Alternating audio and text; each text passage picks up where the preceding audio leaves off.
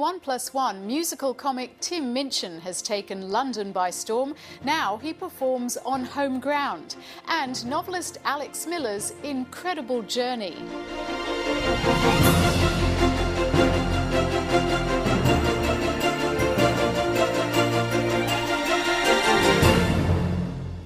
Hello, I'm Jane Hutchin. Welcome to the program. With his wild hair, panda eyes and bare feet, Tim Minchin could have stepped off the pages of a Roald Dahl book. Dahl's children's novel, Matilda, was recently staged by England's Royal Shakespeare Company, and Tim Minchin was given the honour of composing the score. In a few weeks, he's commanding a 55-piece orchestra spectacular in Australia, Tim Minchin versus the Orchestra, in which the country's finest musicians play off against his linguistic acrobatics. Rachel Brown caught up with him during the holidays in London between frantic rehearsals for Matilda with child actors and musicians. Tim Minchin, thank you very much for joining us on 1+1. Hello, Rachel. Now, you've helped compose the score for Matilda. What was it like to work on material that you say you were bathed in when you were young? Yeah, I was literally bathed in it. We didn't have water. It was amazing. I started my whole music career because of theatre, because I was someone who had faith in me, asked me to write some music for a version of Love's Labour's Lost when I was 17. And so for me, getting asked to write music for songs for Matilda was this crazy coming the full circle, but obviously now at the RSC and on a big scale. And it being Roald Dahl was, I don't know, I wasn't sort of sentimental about my relationship with Dahl. It's just part of your childhood, isn't it? Just it seems pretty ubiquitous in Australian childhood, certainly in England as well. And I finally met Lissy Dahl, Roald's widow, the other night at the opening, and she just gave me this huge hug and said this is the first time anything of Roald's has been adapted. What she said perfectly was her word, but I'm sure she was just high on the after dinner vol au vents, but it was incredibly satisfying to have her say that, and nothing else really matters after that. Just because you find that life's not berries doesn't mean that you just have to grin and bear it. If you always take it on the chin and wear it, nothing will change. And was it Odd Bedfellows, an irreverent Australian comic, and the lofty Royal Shakespeare Company? Well, they are lofty, but they have the incredibly rare ability to take risks on commissions. So the RSC put on lots of Shakespeare, lots of new Russian plays, and they do incredible stuff. But they also commission musicals. I mean, most famously, Les Miserables 25 years ago started at the RSC. Hopefully Matilda will follow a similar path. And there was a lot of serendipity too. I understand you'd asked to work on Matilda 10 years prior. Yeah, for some reason I thought it would make it's a perfect story for a musical little kid who seeks revenge by doing silly tricks and eventually figures out she can move stuff with her eyes, and saves her teacher and then gets saved back. It's a beautiful arc. And I wrote to them and said, who am I allowed to write a musical based on Matilda? And they sort of said, we can send us your score and we'll consider it. And I was like, score? What's a score? and so it drifted away, like many of my mad ideas. But it remains the only time I've ever written an email or any communication to an estate about rights. So if you believed in fate, you'd believe that was it, I suppose. And do you have high hopes for Matilda? Could we see it on the West End perhaps one day? I hope so. The reaction's really strong, and I'd be pretty sad if it didn't go further. I hope it ends up on the West End and Broadway and Sydney and Melbourne and, Kazakhstan, wherever they want it. But nobody else is gonna put it right for me. Nobody but me is gonna change my story. Sometimes you have to be a little bit naughty.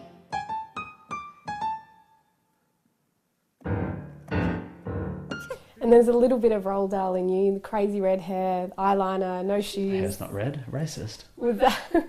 Was that all part of your... Has that grown with you? Was that with you at the start of your cabaret career? Well, no, it sort of landed. I started doing these solo shows that I called cabaret initially, and that ended up being called comedy, simply because people kept laughing at me. And around 2003, and then early 2005, I kind of landed on the look and the persona that I have now, and that was kind of involved deciding I was only going to play grand pianos, which was very brave at the time, stupid, ostentatious or something. But I thought, I've got to do this on grand pianos. If I play a keyboard, it's totally wrong. And I got my hair straightened and started wearing a bit of makeup. But I'd been doing the bare feet thing for years because it just makes you feel, does lots of stuff. Makes you feel relaxed on stage, I suppose. And how much hairspray does it take, or how little washes does it take to get your hair? What wash are we on What now? is it? Once I've washed it, I need to put a bit of mud or something in it, and then loads of hairspray. But then I just don't wash it. I'll wash it maybe once a week, 10 days, sometimes fortnight. So it's about build up of layers of grime. The more skank it has in it, the better it looks. I hate having clean hair. You shouldn't wash your hair. You should dread it. Well, now you're performing with a 55-piece orchestra, Tim Minchin versus the orchestra. Yeah. How do you stop the music from overtaking the comedy, or vice versa? I think I don't worry about it. I try not to worry about it at all. In fact, this show, I've worked very, very hard to make it musically independent of the comedy, musically overwhelming.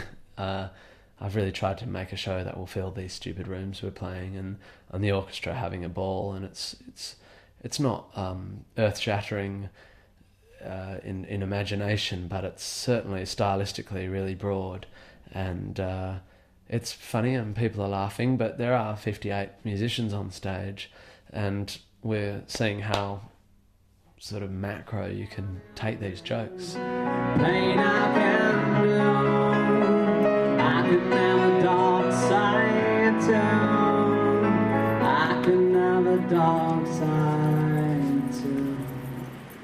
Yippee! I mean, there's a 7.5 minute rhapsody to cheese, and it just goes through all these different movements and lighting states, and it's completely absurd, and these incredible players in an arena, the size of Rod Laver, absolutely committed with every bit of their training, and every, sound engineers from Holland, and massive stacks of speakers, and stupid me from Perth singing about cheese, and just the clash of the commitment to this in juxtaposition with the stupidity is what I'm interested in, and I think it's making people laugh.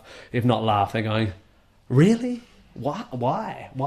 And there's one song, I'm in a Cage, which is a paradox on arena comedy.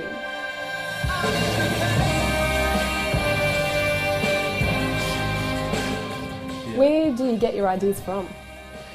Well, on that particular one, I went to the O2 Arena, which is where the biggest gig on my tour was last night, and I saw Alicia Keys, and she came on stage in a cage, and I thought, I'm going to do that. And so I wrote a song called I'm in a Cage that just goes, I'm in a cage, can you see me, I'm in a cage.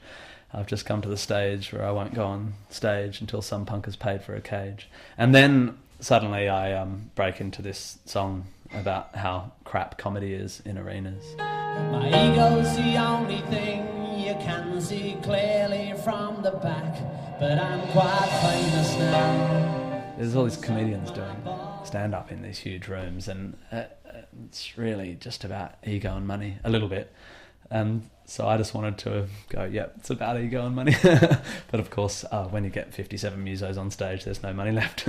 So it's just about ego.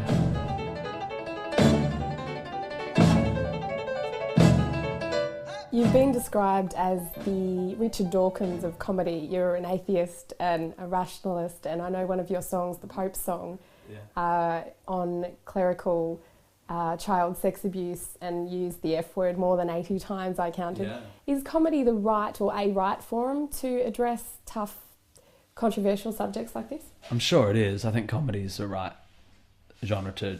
The whole point is that there's absolutely no limit. There oughtn't be any limit to what you talk about. That doesn't mean everyone has to watch everything or like it. And actually the Pope song's an interesting one, because the Pope song's actually about sacredness and what we hold sacred and whether it should be held sacred, and whether the fact that some people hold the Pope or the Quran or whatever sacred, does that mean we all have to hold it sacred? And the risk of holding something sacred in the face of things like child abuse is, and having it immune from criticism. And so that song's about... the reason it uses so many swear words is to address this idea that actually, no, you don't get to tell me that your guy's sacred. You know, bugger him. Actually, I'm a comedian because I'm interested in belief and faith and all the ideas I talk about, and writing these satirical songs happened to be the way I felt most comfortable expressing it. I only read one book, but it's a good book, don't you know? I act the way I act because the good book tells me so. If I want to know how to be good, it's to the good book that I go, because the good book is a book and it is good and it's a book. You know, when matters of faith without evidence are out of debates about abortion and completely devoid, out of debates about euthanasia, education, and you know, homosexual rights. Once they're totally out of there, then yeah, they would be an easy target, because we would just be bullying them. But but no, it's not an easy target. It's incredibly important that people keep standing up and going, bollocks, sorry, not good enough. You can't tell me that your book's special and say my gay friend's not allowed to get married. I love Jesus. Sing out loud. I love... Feels good? Yeah. Here we go. I hate faggots. Yeah. I have Christian friends who say, well, you wouldn't make that joke about Islam, and you go, what, are you proud? Are you proud that you've got a religion that doesn't have the history of reprisals? And is that, so, you know, yeah, we're scared of that. Yeah, you're scared to do a cartoon. Should you be? No, that's absurd, but we are. It's not all doom and gloom. You wrote a beautiful song, White Wine in the Sun, about spending Christmas time with your family. Has fatherhood mellowed you somewhat? I'm not.